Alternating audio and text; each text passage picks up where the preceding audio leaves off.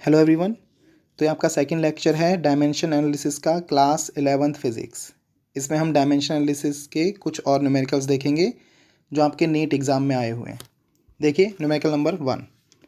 C in this numerical आपको given है force F is equal to A cos BX plus C sin DT और dimensional formula पूछा गया है AD upon B का। इसमें A, D and B all are constant. C तो F है यहाँ पर फोर्स, ठीक है। तो देखिए फोर्स के इक्वल चल रहा है सिस्टम और इस टाइप के फंक्शन को हम ट्रिग्नोमेट्रिक फंक्शन भी कहते हैं। देन सी इसमें सबसे इंपॉर्टेंट जो है दैट इज़ कॉस के साथ मल्टीप्लाई में जो भी टर्म आता है दैट इज़ एंगल। ओके, तो हमें पहले सबसे A, B, C and D इनकी डायमेंशन निकालेंगे और फिर AD अपॉन B की डायमेंशन निकालेंगे। तो important concept is this, angle की कोई डायमेंशन नहीं होती। That means dimension of BX, x यहाँ पर डिस्प्लेसमेंट है, किसके इक्वल होगा 1 के। 1 मीन्स ना m पर डिपेंडेंसी है, ना l पर, ना t पर, ना अदर फिजिकल क्वांटिटीज़ पे। तो यहाँ से b की डायमेंशन हम निकाल लेते हैं। b l डिस्प्लेसमेंट की डायमेंशन रख दी, l इज इक्वल टू 1। तो b की डायमेंशन आ गई हमारे पास l minus 1। In a similar way C sine के साथ मल्टीप्लाई में है dt, that means dimension of dt ये भी किसके इक्वल होगा 1 के। तो यहाँ से भी देखिए सॉल्व कर रहे हैं, d की डायमेंशन निकालनी है, t टाइम है इक्वल टू 1 और यहाँ से d की डायमेंशन भी आ गई very easily, t minus 1। Then C f यहाँ पर फोर्स है, a एंड c इनकी डायमेंशन भी चाहिए, दोनों कांस्टेंट है। थीटा के साथ साथ कॉस थीटा की भी जो वैल्यू आती है वो एक न्यूमेरिक टर्म होता है। That means it also has no dimension, उसकी भी कोई डायमेंशन नहीं होगी। That means dimension of force किसके इक्वल होगा, सीधे सीधे डायमेंशन ऑफ ए के। ए कांस्टेंट है, ठीक है। तो यहाँ से देखिए फोर्स की डायमेंशन होती है MLT माइनस 2 और ये सीधे सीधे आ गया ए के इक्वल। तो ए की डायमेंशन भी आ गई हमारे पास। In a similar way C force में C साइन थीटा भी ऐड है, थीटा की जगह DT है यहाँ पर।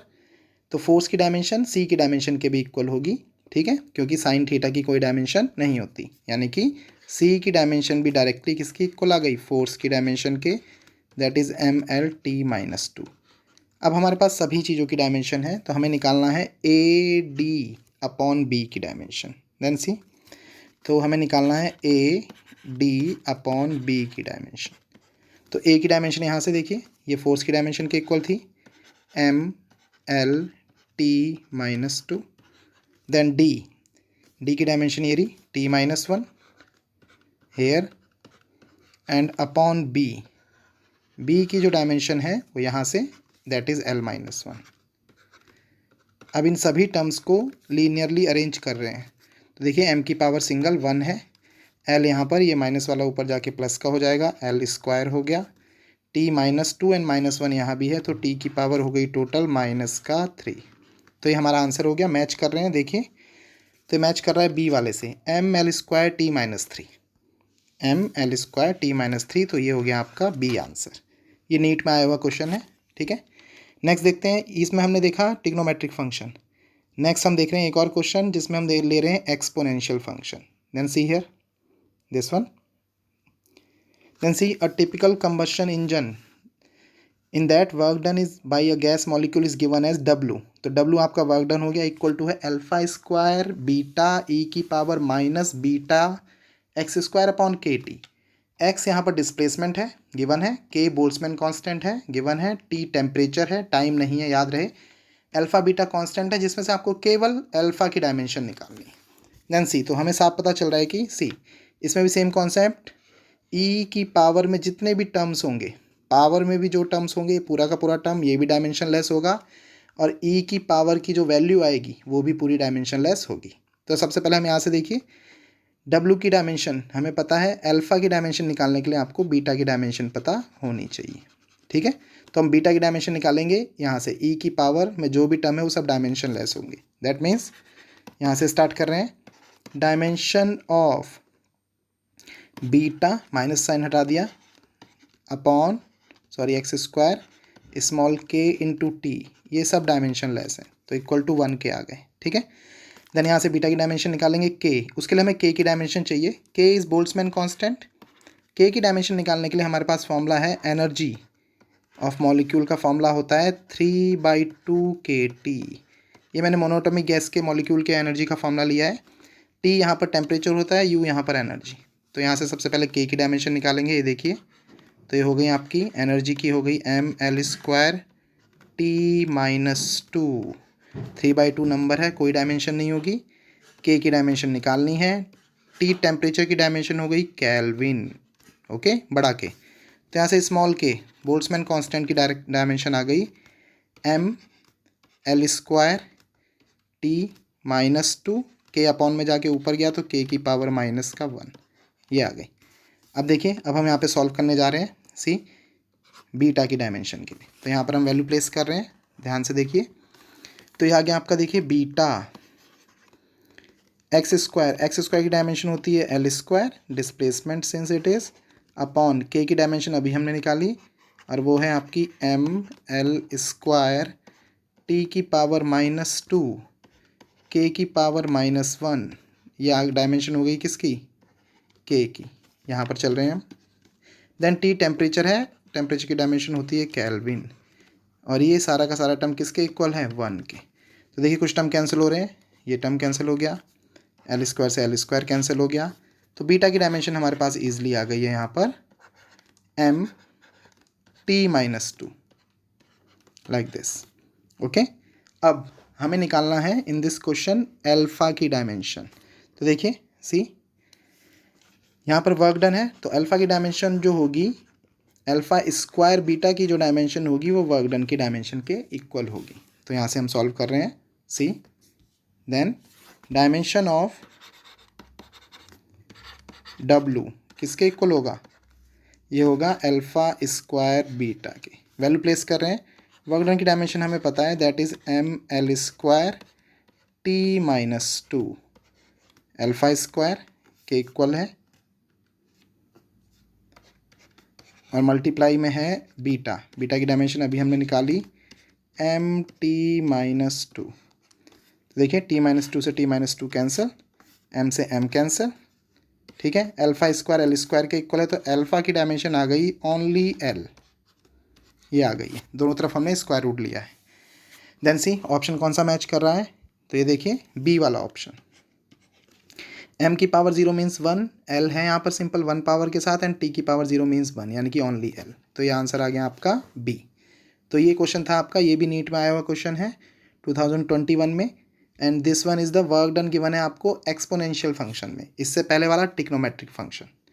देन सी एक और टाइप का क्वेश्चन आता है बहुत ही इंटरेस्टिंग, जैसा कि आप देख रहे हैं यहाँ पर स्क्रीन पर, कि आपको किसी चीज़ की डायमेंशन निकालनी है, लेकिन वो फंडामेंटल के क्वांटिटीज़ के टर्म्स में ना देके किसी और टर्म्स में है। तो देखिए क्वेश्चन की लैंग्वेज कुछ इस तरीके से, if force F length and time are taken as a fundamental quantity.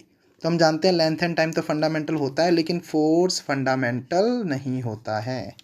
तो इन दैट केस हम डेंसिटी की डायमेंशन इन तीनों के टर्म्स में कैसे निकाल सकते हैं, ठीक है। तो यहाँ पर हम सिंपल यूज़ करेंगे डायमेंशन एनालिसिस की एप्लीकेशन, जिसमें हम फॉर्मूले को डिराइव करते थे, ठीक है। तो हमने कहा डेंसिटी, हमने टर्म ले लिया, डेंसिटी को हम किससे दिखाते हैं, रो से। तो हमने कहा रो, ये देखिए C, rho is directly proportional to किसके, फोर्स की पावर हमने कहा a, देन लेंथ की पावर b, एंड टाइम की पावर c। इस तरीके से कर दिया, ठीक है। यहाँ पर सबसे इंपॉर्टेंट जो है स्टेप, दैट इज़ फोर्स को जब हम खोलेंगे MLTN के टर्म्स में, ठीक है ना, हमें केवल A, B एंड C, अगर हमें इसकी वैल्यू पता चल जाए तो हमें डेंसिटी का राइट फॉर्मूला पता चल जाएगा F, L एंड T के टर्म्स में, ठीक है। देन सी, तो यहाँ पर हमने नेक्स्ट स्टेप में डायमेंशन एनालिसिस में हमने यहाँ पर एक कांस्टेंट यूज़ किया है स्मॉल के। फोर्स की पावर क्या हो गई A, लेंथ की पावर हो गई आपके पास B, एंड टाइम की पावर हो गई आपके पास C, ठीक है। अब दोनों तरफ हम डायमेंशन प्लेस कर रहे हैं। डेंसिटी होती है आपकी simply mass upon volume, okay. तो ये हो गया आपका मास, मास की डायमेंशन हो गई m, वॉल्यूम की होती है L3, अपॉन में है इसलिए -3, ठीक है। और ये इक्वल होगा फोर्स। फोर्स की डायमेंशन होती है mL_T-2 और उसकी होल पावर है a। देन लेंथ की पावर है आपके पास b एंड टाइम की पावर है आपके पास c। लेफ्ट हैंड साइड तो टर्म सारे शॉर्टेड हैं, m की पावर 1 दिख रही है, l की पावर -3 दिख रही है। राइट हैंड टाइम को हम शॉर्टेड कर रहे हैं सी।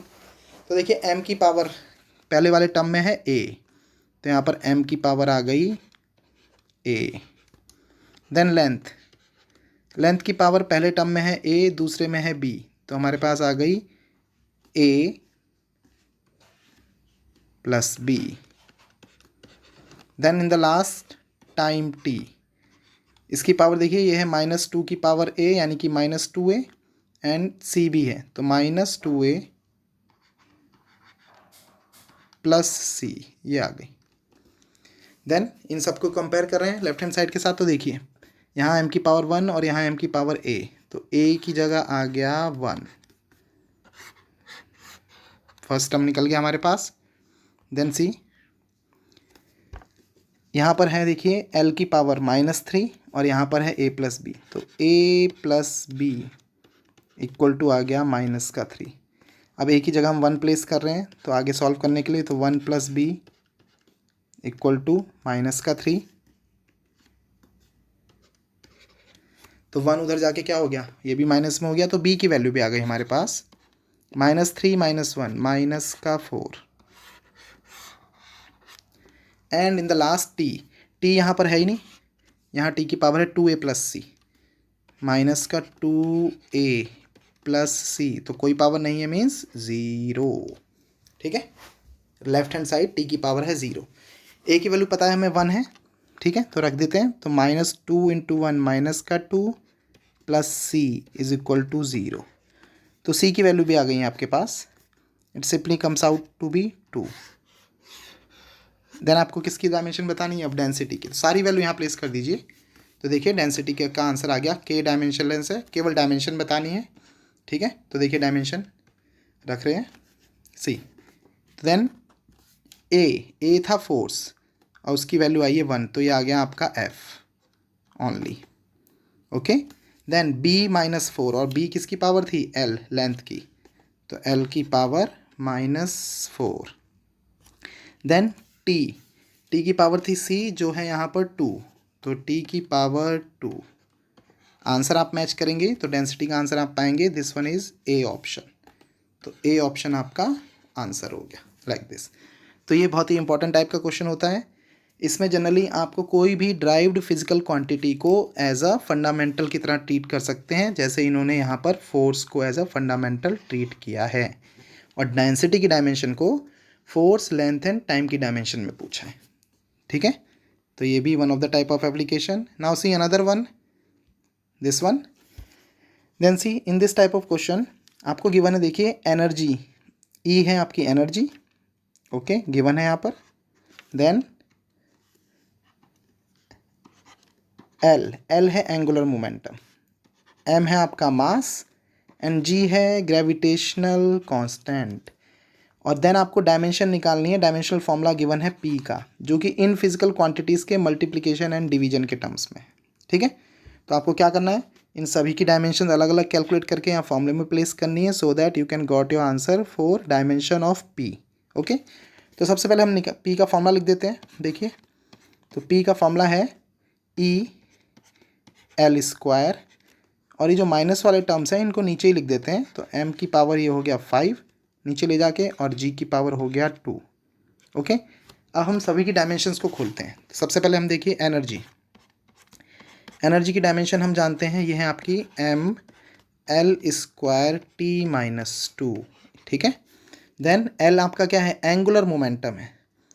एंगुलर मोमेंटम का फॉर्मूला होता है mvr, यहाँ से हम डायमेंशन निकाल लेंगे।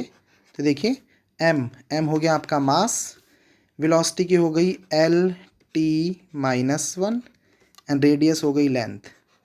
देन यहाँ से एंगुलर मोमेंटम की डायमेंशन आ गई सी। एंगुलर मोमेंटम का स्टैंडर्ड सिंबल L ही होता है, और यहाँ पर लेकिन ये वाला जो L है ये रिप्रेजेंट कर रहा है length as a dimension, because it is in capital bracket.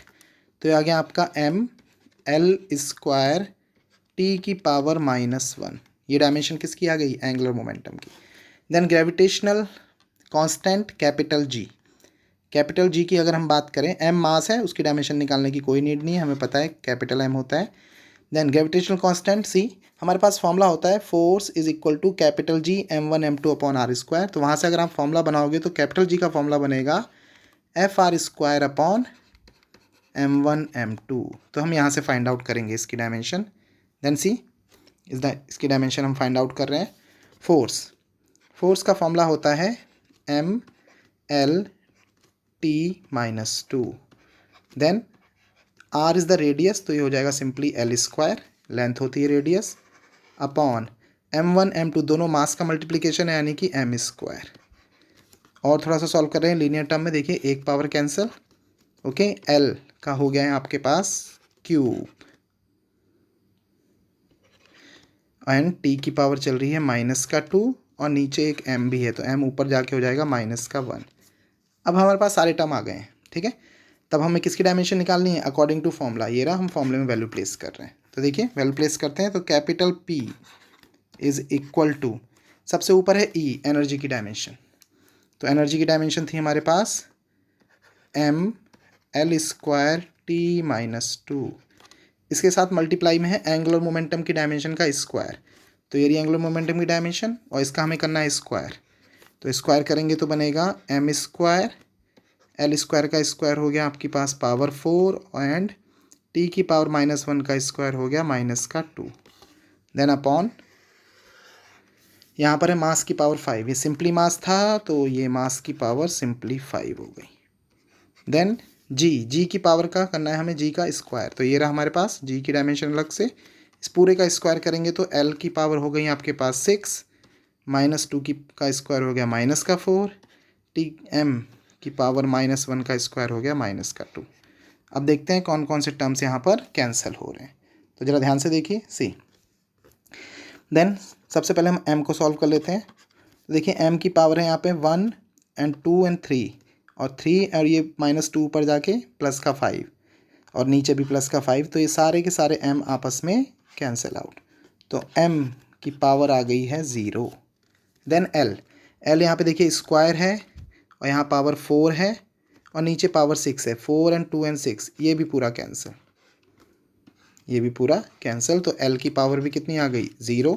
Then t -2 -4 और ये -4, ये भी पूरा कैंसिल, ठीक है, तो ये आ गया t की पावर भी कितनी आ गई 0, तो ये आपका आंसर हो गया, ठीक है। देखते हैं कोई ऑप्शन मैच करता है या नहीं, तो देखिए m0 l0 t0, तो ये ऑप्शन आपका मैच कर रहा है, ठीक है। तो इस टाइप के न्यूमेरिकल्स आपके आते हैं नीट के एग्ज़ाम में, ठीक है, बहुत ईजी न्यूमेरिकल आते हैं, and that is based on dimension analysis method, okay. तो इसी के साथ हम ये टॉपिक फिनिश करेंगे और फिर नेक्स्ट टाइम हम नेक्स्ट टॉपिक देखेंगे। ओके बच्चों, हैव अ गुड डे।